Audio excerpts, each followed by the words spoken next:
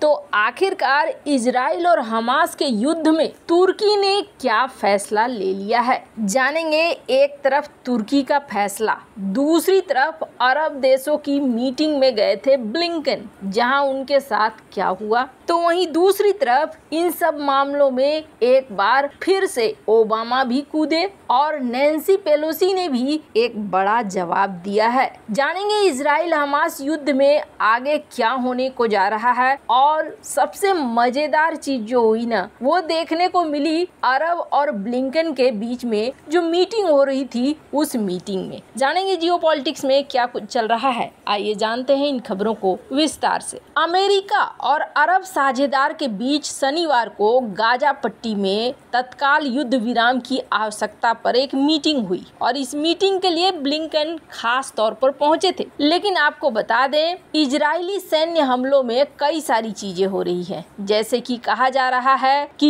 UN का आश्रय स्थल हो या फिर अस्पताल हो या फिर एम्बुलेंस क्यों न हो, जहां भी ऐसा लग रहा है कि हमास के लड़ाके हैं, वहां पर इजराइल एक्शन वाले मोड में दिख रहा है। और गाजा पट्टी पर कंट्रोल रखने वाले हमास के साथ अभी भी मुठभेड़ जारी है। इजराइल की सेना का कहना है कि उसने गाजा शहर को घेर रखा है और हमास को पूरी तरह से कुचल देना ही उनका सबसे बड़ा लक्ष्य है। तो वहीं इजराइल और हमास के बीच चल रहे मुठभेड़ के बीच गाजा पट्टी से बड़े बड़े धुएं के गुबार भी उठ रहे हैं। वहीं इजराइल वॉर रूम के जरिए एक ये वीडियो शेयर किया गया है, इसे आप देख सकते हैं। इस वीडियो में दिखाया गया है कि किस तरीके से हमास ने सुरंगें बना रखी है और किस तरीके से पूरा उनका टनल सिस्टम चलता है। आपको बता दें, पहले एंथनी ब्लिंकन बेंजामिन नेतन्याहू से मिले थे और उसके बाद वो जॉर्डन में अरब देशों के विदेश मंत्रियों से मिलने के लिए कहा, जिसके बाद उन्होंने कहा कि जब तक हमास द्वारा बंधक बनाए गए सभी बंधकों को रिहा नहीं किया जाता है, तब तक हम अस्थायी युद्ध विराम भी नहीं करेंगे। जॉर्डन के विदेश मंत्री अयमान सफादी ने कहा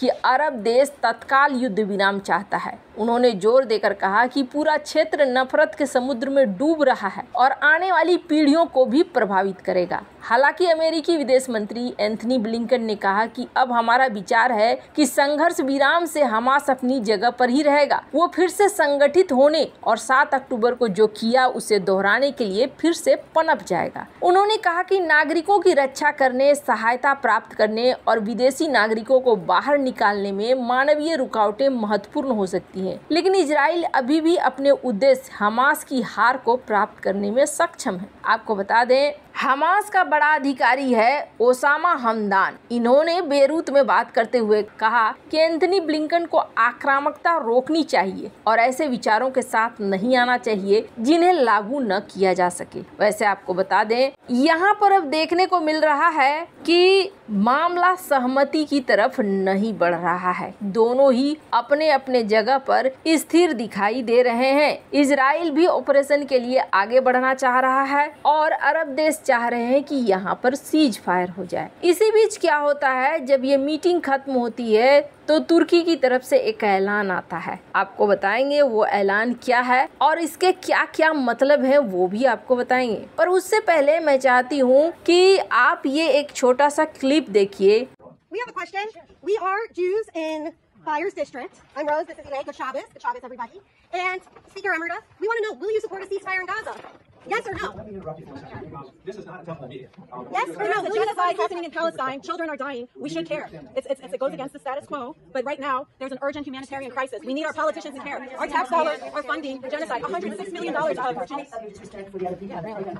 This is a very important country, and I'm here morning, noon, and night outside my home. We certainly are concerned about the life of every person, whether they're in Gaza or whether they're in Israel. That kind of ceasefire is a gift to Hamas. We have to have a humanitarian pause so we can get the hostages out. We have to get that, and that is the policy of our President of the United States, who cares deeply about the loss of life on all sides. I don't know why people, if they want to go to war, they don't declare war and go in there. It's like military, like a guy.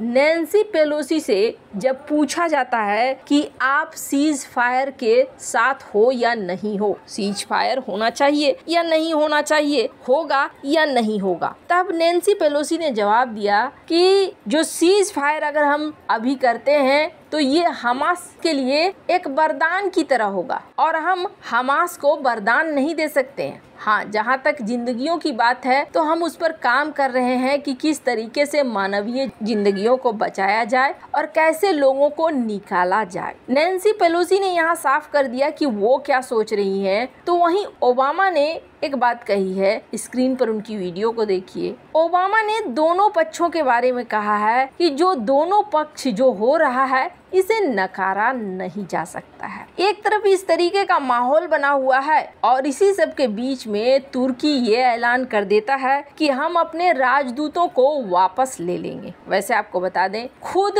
America में भी ना 2 part बटे हुए हैं। Screen पर politico की एक report देखिए, ये भी है एक नेता और इनका क्या कहना है, स्कॉट का कहना है कि ये जो ओबामा कह रहे हैं ये गलत कह रहे हैं, एकदम गलत है। और ये आपको बता दें, इस बार के राष्ट्रपति पद के लिए उठना चाह रहे हैं। अब जहां एक तरफ अमेरिका के अंदर ही द्वंद्व चल रहा है तो तुर्की ने कहा है कि हम अपने राजदूत को वापस बुलाएंगे। और तुर्की ने जैसे ये बात कहा कि हम अपने राजदूत को वापस बुलाएंगे, एक और बात कह दी उसने। और क्या कह दिया, स्क्रीन पर आप देखिए। तुर्की ने कह दिया कि युद्ध जब खत्म होगा ना तो गाजा फिलिस्तीन का पार्ट होना चाहिए, स्वतंत्र फिलिस्तीन का पार्ट होना चाहिए। यानी 2 स्टेट सॉल्यूशन के बारे में ये भी कह रहे हैं और ये कह रहे हैं कि युद्ध खत्म हो तो गाजा पर ऐसा न हो कि इजराइल हक जमा ले, गाजा होना चाहिए फिलिस्तीन का ही। खैर, आवाज सबकी नरम नजर आ रही है यहाँ पर। अब हो क्या रहा है, सबसे बड़ा तो खेल इनके साथ हो गया है, ब्लिंकन के साथ। ये बेचारे कभी यहाँ दौड़ रहे हैं कभी वहाँ दौड़ रहे हैं। ये जो अरब देशों की मीटिंग में जा रहे थे, आप समझ लीजिए ये मीटिंग इतनी आसान नहीं है। इस वक्त ब्लिंकन की भी अग्नि परीक्षा हो रही है। स्क्रीन पर देखिए, एक समय ये यहाँ पर मुलाकात कर रहे हैं अरब देश के लीडर से, तो हाथ मिलाने के लिए उनको आखिर उनके पीठ पे थपथपा कर इशारा करना पड़ा। बेचारे के मन में ब्लिंकन के आ रहा होगा, पता नहीं हाथ मिलाएगा कि नहीं मिलाएगा कैमरे के सामने, ऐसे हालात है। पर ब्लिंकन क्या है कि इस मीटिंग के बाद, जॉर्डन की इस ट्रिप के बाद कहाँ पहुँच रहे हैं, तुर्की को समझाने पहुँच रहे हैं कि देखो यहाँ पर जो कुछ भी चल रहा है उसको समझो थोड़ा और समझ कर रुको। अब यहाँ पर सारी चीजें हो रही है, इन सब के बीच में इजराइल भी एक्शन ले रहा है।